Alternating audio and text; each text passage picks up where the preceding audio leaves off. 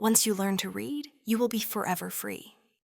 I wonder if he imagined tourists would come take selfies here. Tourists snap pictures, but folks like you, if you stop and read what he wrote, you're on the right trail. Did you grow up in Baltimore?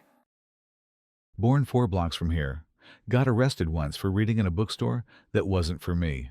And now, I teach Douglass every February. My mother's voice is a church bell. My father's fists are silence.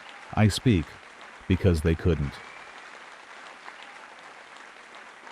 I've never heard truth hit that hard, so rhythmically. Poetry was my exit. Now it's my entrance.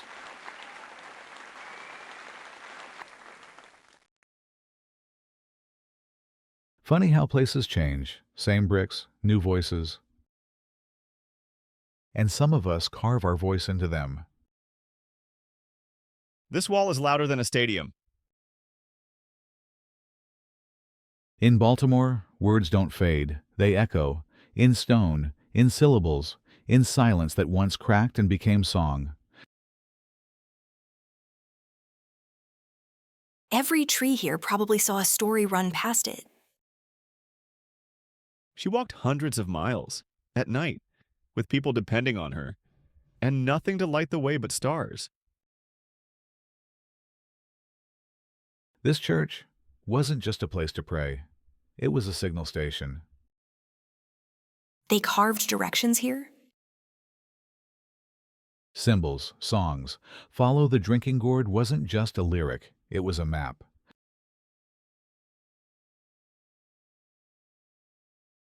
Each dot was a chance to live. She made 13 trips, never lost a single person. Because freedom wasn't a destination to her, it was an instinct.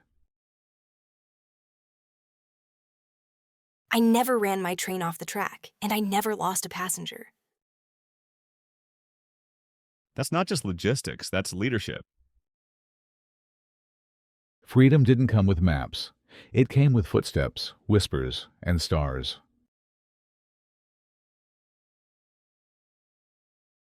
They're not just singing, they're testifying. This is what resistance sounds like in harmony.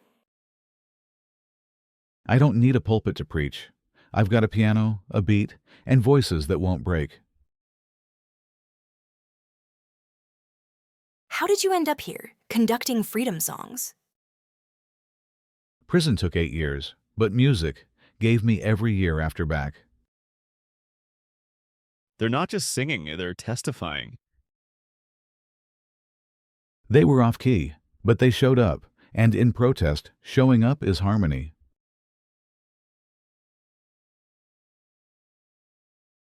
You can jail the body, but not the voice. It still sings through bricks.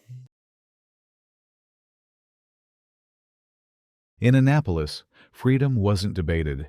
It was declared, in lyrics, in rhythm, and in the way a community dared to lift its voice, together.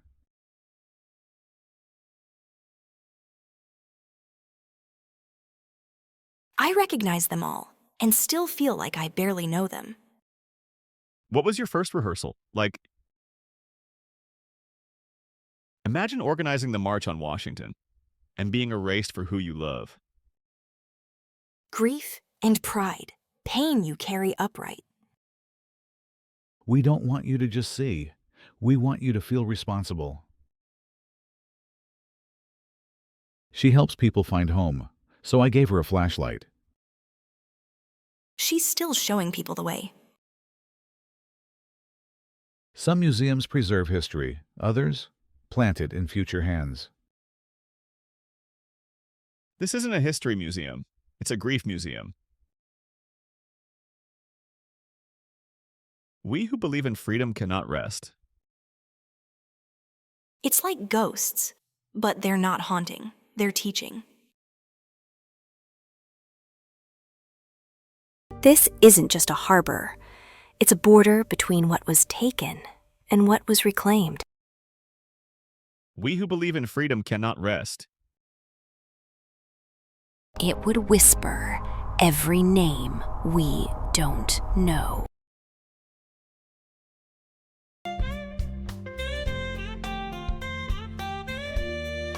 That's not music, that's prayer. This is a freedom you just captured.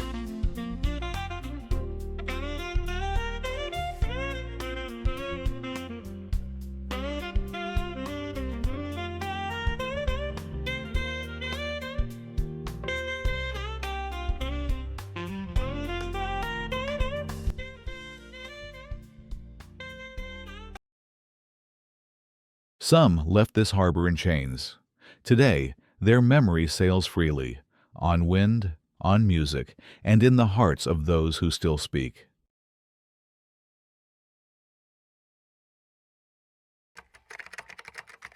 We study Douglass and Tubman, but we also study Ms. Carter, who kept this neighborhood library open with her own paycheck.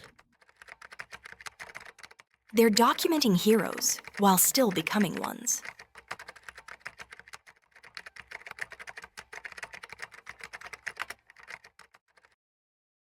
They say we free but got cameras on our street corner, still walking past chains that ain't rusted yet, Mama. That's not just a verse, that's a verdict. I didn't know how to yell, so I told our story.